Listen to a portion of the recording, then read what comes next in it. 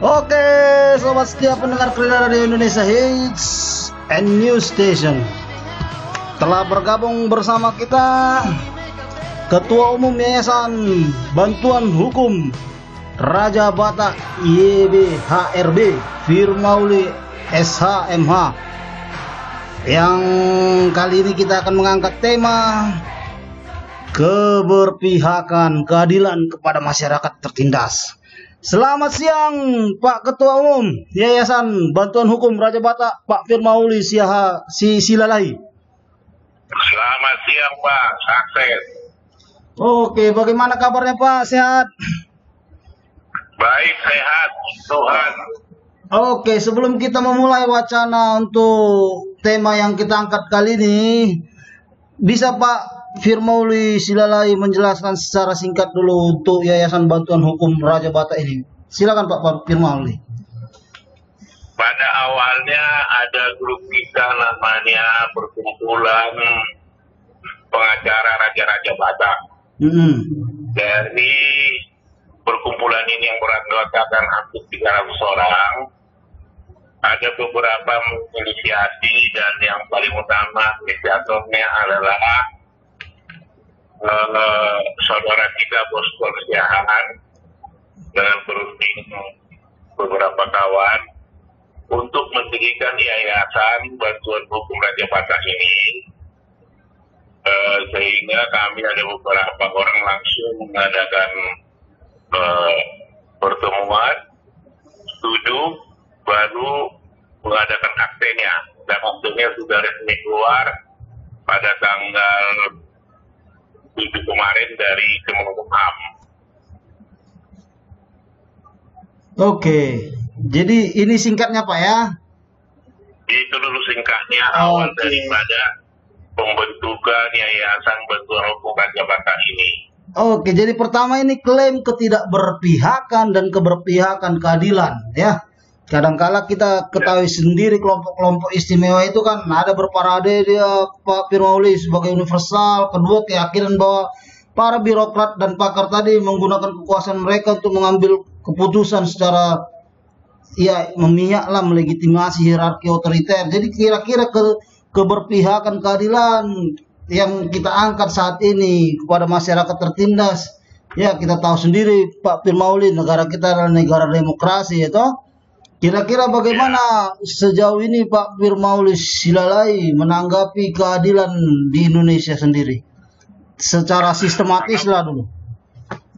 Kalau kita melihat, dapat diakui bahwa keberpihakan keadilan itu untuk masyarakat terbawah, masyarakat miskin dan masyarakat termarginalkan, mereka sangat sulit mendapat keadilan yang benar-benar adil dari negara ini. Karena apa?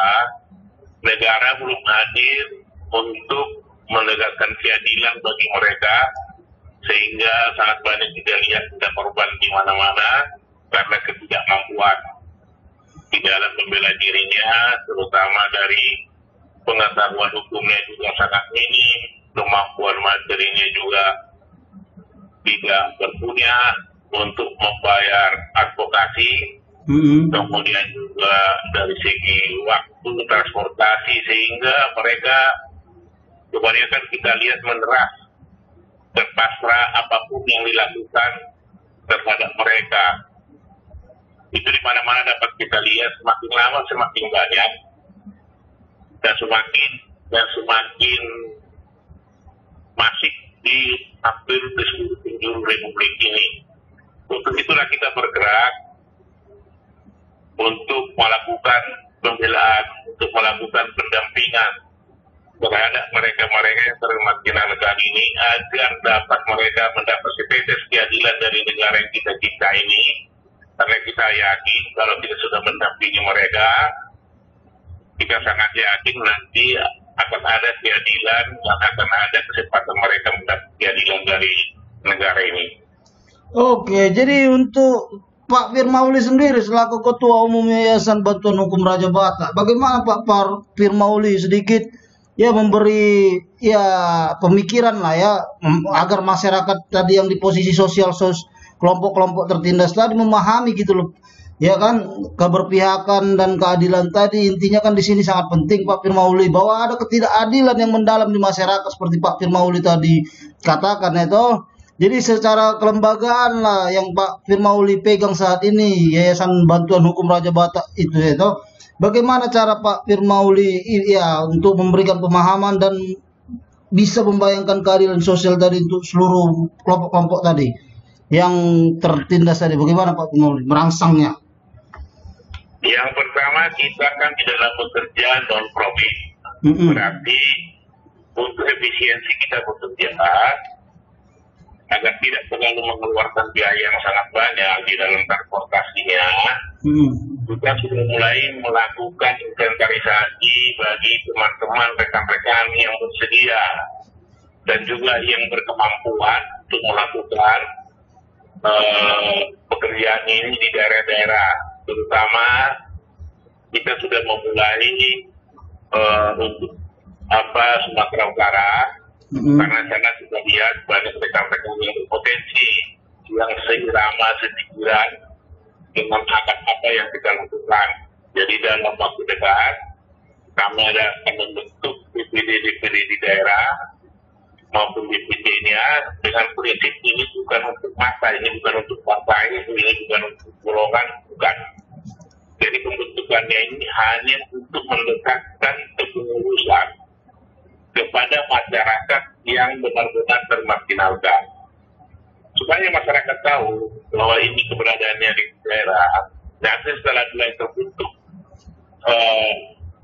kepengurusan di daerah-daerah sampai di tingkat kabupaten dan kecamatan, rekan-rekan di sana nanti juga kami dari pusat akan turun melakukan edukasi kepada masyarakat yang sudah dinyatakan berkat kemana mereka yang memahami ada hambatan-hambatan hukum ataupun perlakuan yang tidak adil ataupun perlakuan sepihak daripada kekuatan tertentu. Karena apa? Kita tidak menyuruh kepada hanya negara dan pemerintah yang melakukan tidak adil bukan. Tapi banyak juga para swasta, para pemegang uang, para jukong, para orang-orang tua melakukan tindakan yang tidak bersedia ini terhadap masyarakat yang tidak berkemampuan. Jadi yang paling pertama kita lakukan adalah pembentukan organisasi ini di daerah-daerah agar ini bisa menjangkau, agar bisa lebih dekat ke masyarakat yang termarginalkan ini. Oke, jadi berarti caranya untuk memberikan pemahaman kepada masyarakat, Yayasan Bantuan Hukum Raja Batak ini akan dilebarkan sayapnya untuk melakukan dialog-dialog gitu mungkin Pak Firmauli ya?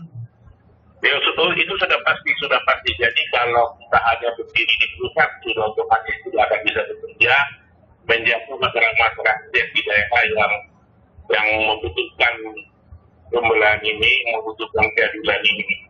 Jadi yang paling utama kita lakukan adalah mendekatkan lembaga ini di daerah-daerah agar lebih bisa menjangkau masyarakat. Nanti setelah saya. Jadi berarti berfokus pada kontribusi yang dilakukan Yayasan Bantuan Hukum Raja Batak tadi untuk mengejar keadilan juga ya Pak Firmauli ya. Bagaimana kita itu yang paling utama. Bagaimana masyarakat yang paling terbawa di sana mendapat keadilan seadil-adilnya. Oke, jadi argumen dalam keadilan dan politik ini, kalau bagiku, aku menganalisis keadilan ini tadi Pak Firmauli, ya toh. Jadi banyak sekali, ya kita tahu lah ya, teori demokrasi juga kita lihat di ya penduduk-penduduk kota di dunia lah bisa kita bilang ya. Jadi pertama kalinya kita tahu ya berdasarkan teori demokrasi tadi pada fakta heterogenitas, ya kan? Bagaimana ilusi atau harapan untuk homogenitas tadi ya kan? Bagaimana mereka menjawab pertanyaan-pertanyaan tadi dari berbagai bidang teori dan filsafat sosial dan politik, itu. Kalau untuk kita bicara perhatian khusus pada penindasan yang seperti Pak Firmauli tadi jelaskan, banyak juga ini ya wajah-wajah eksploitasi, marginalisasi, ketidakberdayaan, imperialisme budaya, kekerasan itu.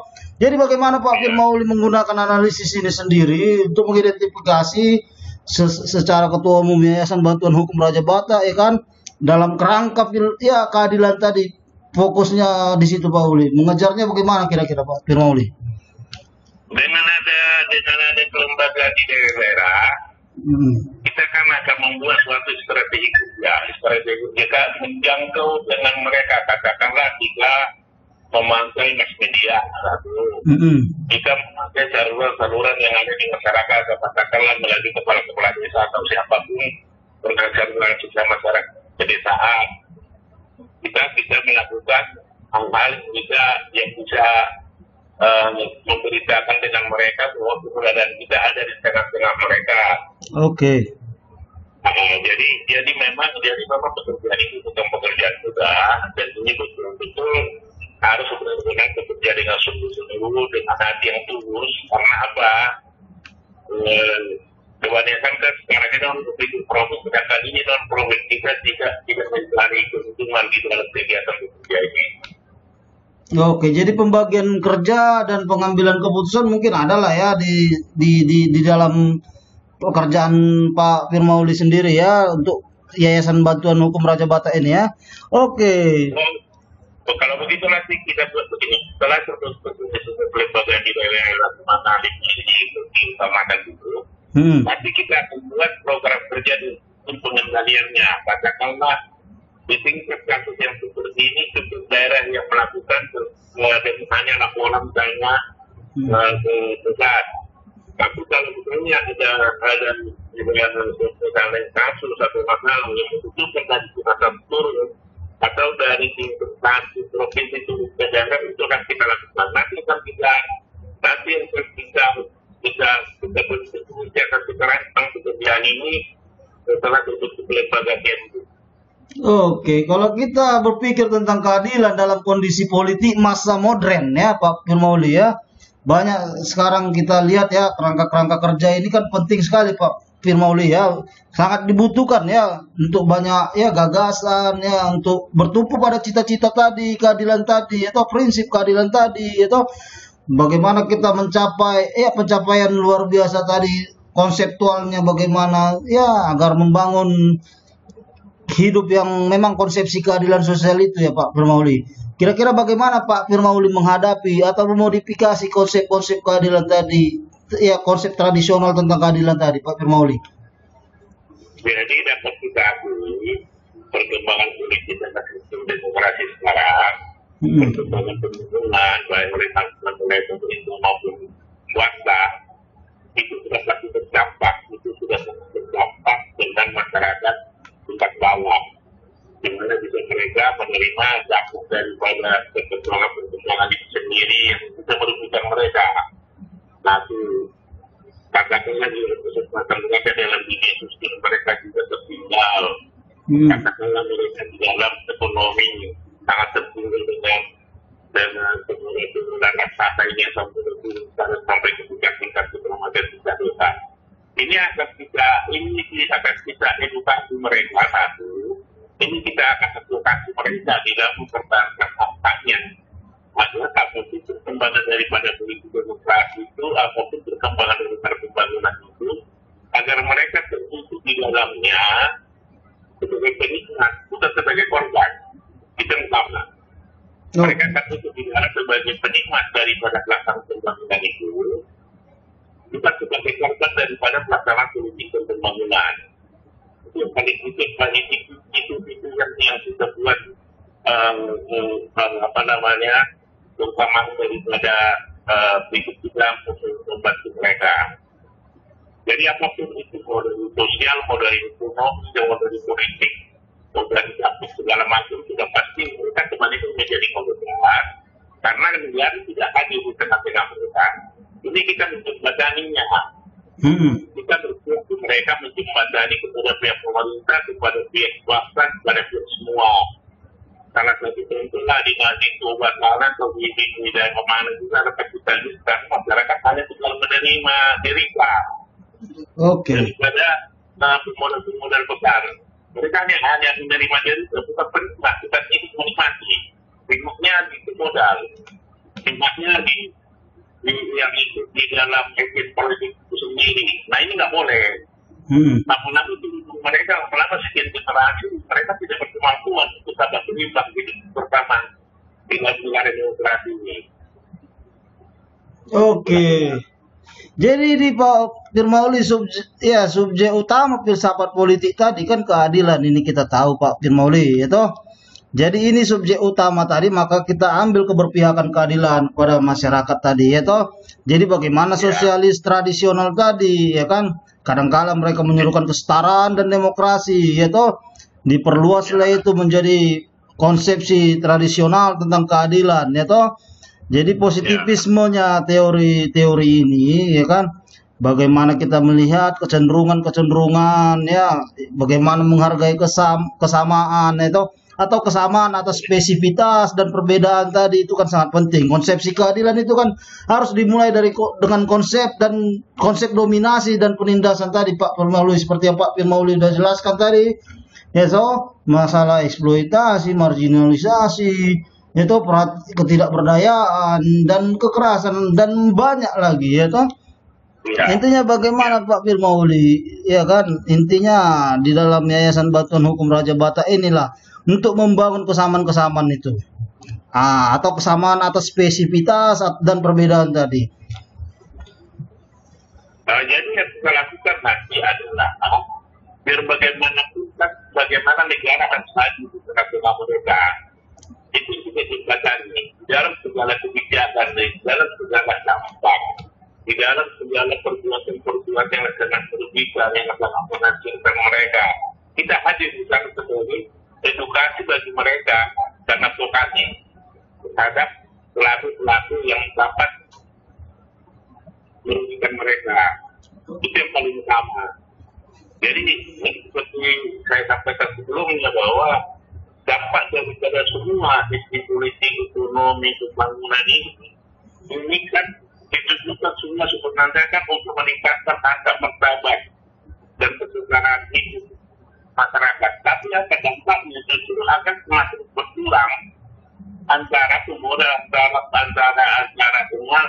antara kekuatan ekonomi dengan masyarakat yang termarginalkan ini tidak boleh.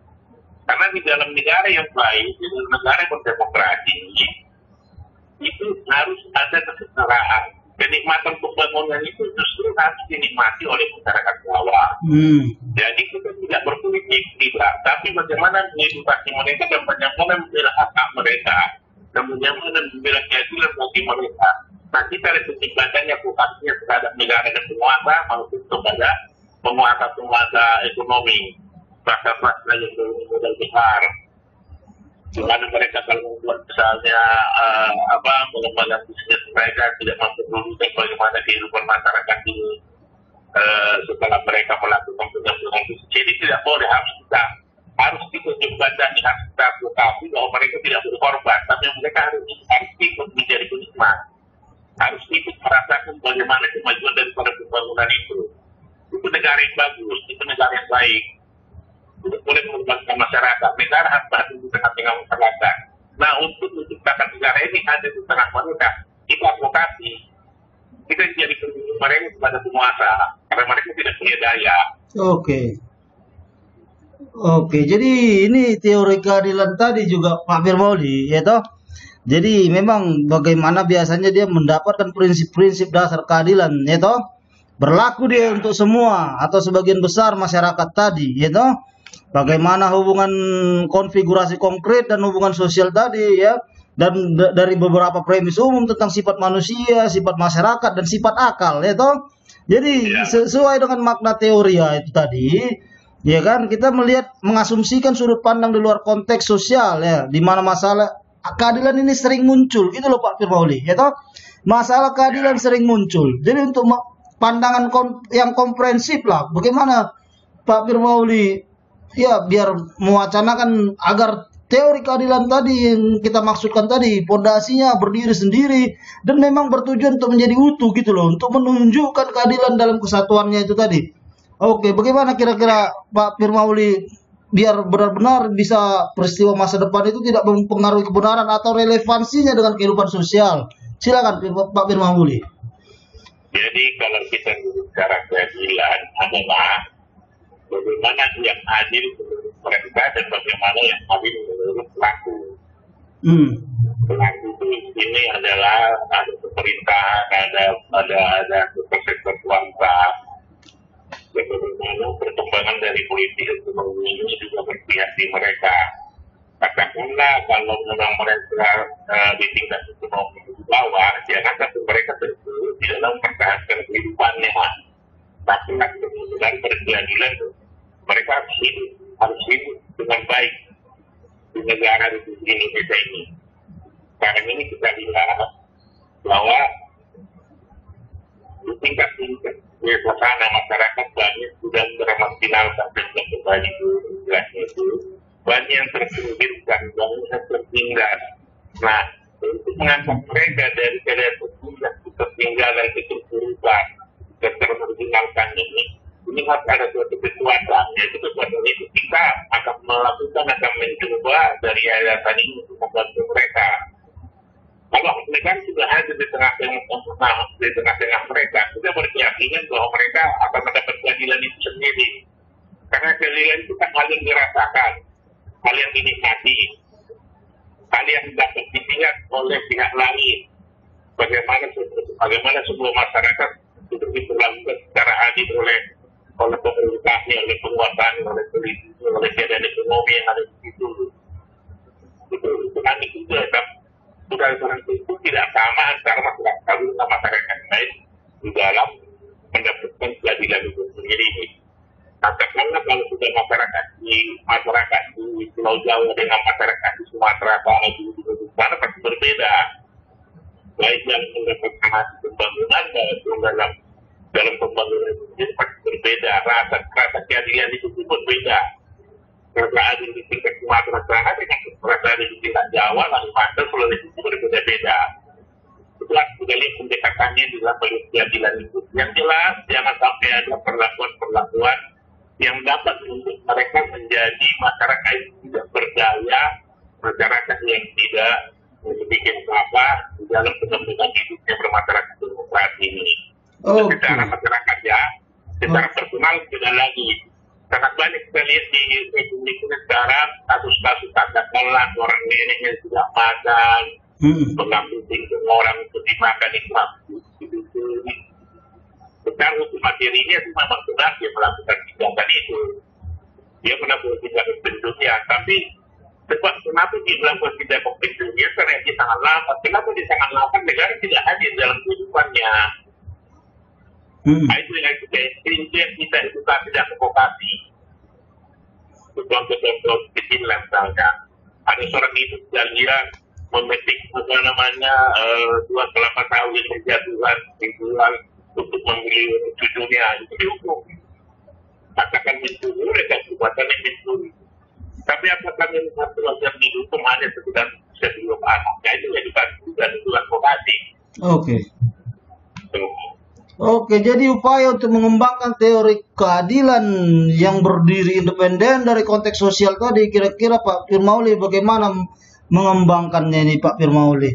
Terkait juga rasa keadilan, ya kan kita rasa keadilan itu kan muncul bukan dari melihat, tetapi seperti ya kita mendengarkan gitu juga kan?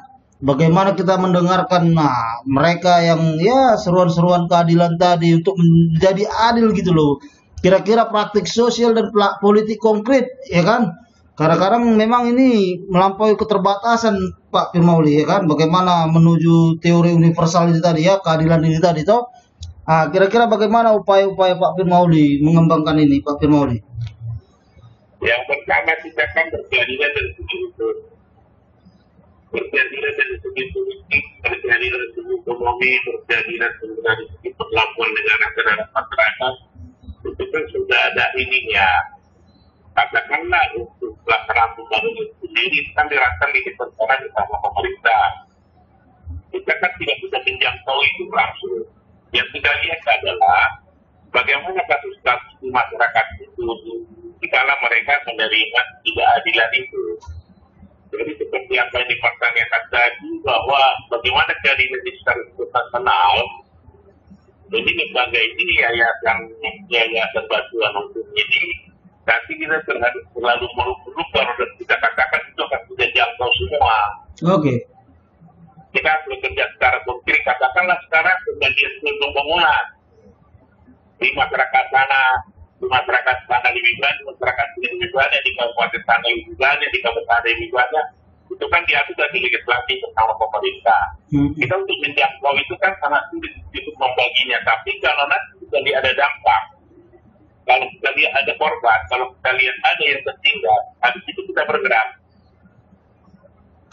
Kita bergerak. Tapi kalau untuk kita pandang kapital itu juga sosial dan masyarakat Indonesia secara keseluruhan, saya rasa itu bukan tugasnya yayasan kita, tapi itu sudah tugas negara. Tapi akibat daripada pelaksanaannya itu ada di beberapa nanti pemerintah di masyarakat. Itu yang kita advokasi. Oke, jadi kira-kira pertanyaan terakhir ini sebelum kita close, Pak Firmauli. Ya toh, bagaimana kira-kira tujuan kita mengekspresikan secara tegas dan reflektif, ya toh, tentang keadilan dan ketidakadilan yang tersirat di tengah-tengah masyarakat masih banyak mungkin ya. Jadi prinsip keadilan tadi bagaimana yang mendominasi, ya bagaimana kita menawarkan prinsip-prinsip keadilan juga. Oke, kira-kira apa pesan-pesan terakhir, apa arahan Pak Firmauli lah kepada masyarakat dan pemerintah gitu loh. Harapan dari kita adalah semoga masyarakat nanti di daerah-daerah bisa mendukung, bisa menerima kehadiran kita, karena kedatangan kehadiran kita di tengah-tengah mereka adalah dengan niat baik untuk mengedukasi dan mengadvokasi, untuk membela mereka mempertahankan hak-haknya, membela keadilan, membela mereka dari perbuatan-perbuatan yang tidak semestinya. Jadi harapannya hanya satu, ya semoga lembaga ini juga bisa kita kembangkan di daerah dan juga semoga masyarakat bisa berterima atas kehadiran kita. Sehingga ini kan harus sinergi, tanpa ada sinergi dari masyarakat dengan kita dengan masyarakat yang sangat sulit. Kita tidak punya hak untuk membela mereka nanti kalau mereka tidak mengaku kehadiran kita. Itu harapannya. Harapan awal. Terima kasih Pak Firmauli. Intinya Terima kasih Pak. Obrolan singkat kita ini yang penting jelas, tepat, padat untuk pemerintah juga bisa memahami penegakan hukum dan keadilan tadi. Jadi kalau keadilan tidak dijamin, siapa saja bisa mengacau. Begitu kira-kira Pak Firmauli. Kita perdengarkan Heal the World. Selamat siang Pak Firmauli. Salam sehat selalu. Selamat siang Pak Daniel. Selamat siang sukses. Oke, terima kasih sobat setiap pendengar Radio Indonesia Hits and News Station. Bahwa untuk mengubah dunia tadi kita harus paham keadilan ya. Karena keadilan adalah prinsip dasarnya ya. Terima kasih telah mendengarkan Dikri Radio Indonesia Hits and News Station. Salam sehat selalu untuk kita semua di seluruh dunia.